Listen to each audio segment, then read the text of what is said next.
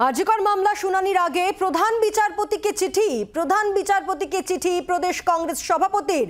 রাজ্য সরকার এবং পুলিশের ভূমিকায় একগুচ্ছ প্রশ্ন তুলে প্রধান বিচারপতিকে চিঠি অধীর রঞ্জন চৌধুরীর। ডিজি এবং সিপিকে অনির্দিষ্টকালীন ছুটিতে পাঠানোর আর্জি জানানো হয়েছে। প্রধান বিচারপতিকে চিঠি লিখেই আর্জি জানিয়েছেন প্রদেশ কংগ্রেস সভাপতি অধীর রঞ্জন চৌধুরী। কথা বলবো, রাজীব চক্রবর্তী রয়েছেন আমাদের সঙ্গে টেলিফোনে। প্রতিনিধি রাজীব, আগামীকাল শুনানি রয়েছে সুপ্রিম কোর্টে আরজিকর কাণ্ডের, তার আগে অধীর রঞ্জন চৌধুরীর চিঠিতে ঠিক কি আর্জি জানানো হয়েছে?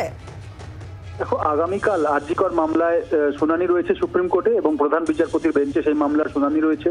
গোটা দেশ সেদিকে তাকিয়ে রয়েছে। আর ঠিক তার কয়েক ঘন্টা আগে প্রধান বিচারপতি DY চন্দ্রচূড়কে একটি চিঠি লিখেছেন প্রদেশ কংগ্রেস সভাপতি অধীর রঞ্জন চৌধুরী। সেই চিঠিতে তিনি একাধিক প্রশ্ন তুলেছেন এবং প্রধান বিচারপতির কাছে কয়েকটি আর্জিও জানিয়েছেন।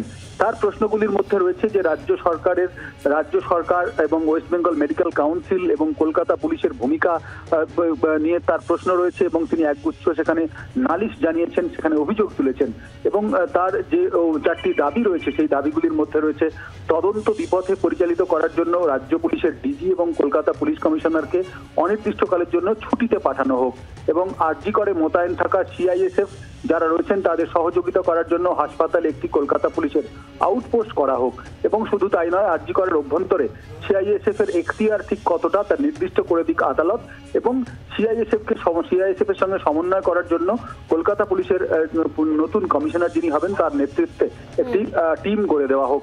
এমনই 4টে দাবি তিনি জানিয়েছেন এবং পাশাপাশি তিনি কিন্তু তার যে অভিযোগ যে সেদিনের ঘটনার সময় যারা সে সময় পৌঁছে গিয়েছিলেন, অর্থাৎ 9ই আগস্ট যারা সেখানে পৌঁছে গিয়েছিলেন সকাল 10টার পরে, তারা কি করে পৌঁছলেন তা নিয়েও কিন্তু তিনি একগুচ্ছ প্রশ্ন তুলেছেন এবং তাদের মধ্যে তিনি অভিযোগ তুলেছেন যে যাদের মধ্যে পশ্চিমবঙ্গ মেডিকেল কাউন্সিলের ভাইস চেয়ারম্যান ছিলেন, বর্ধমান মেডিকেল কলেজের একজন ফরেন্সিক বিভাগের সিনিয়র রেসিডেন্ট ডাক্তার ছিলেন, ডেটা এন্ট্রি অপারেটর, মোবাইল বিশেষজ্ঞরা ছিলেন।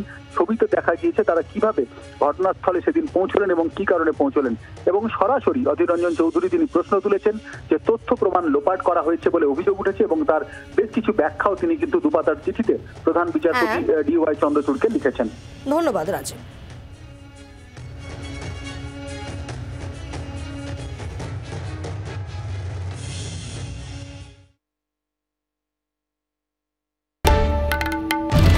বাংলার আওয়াজ, বাঙালির আবেগ, জি 24 ঘন্টা।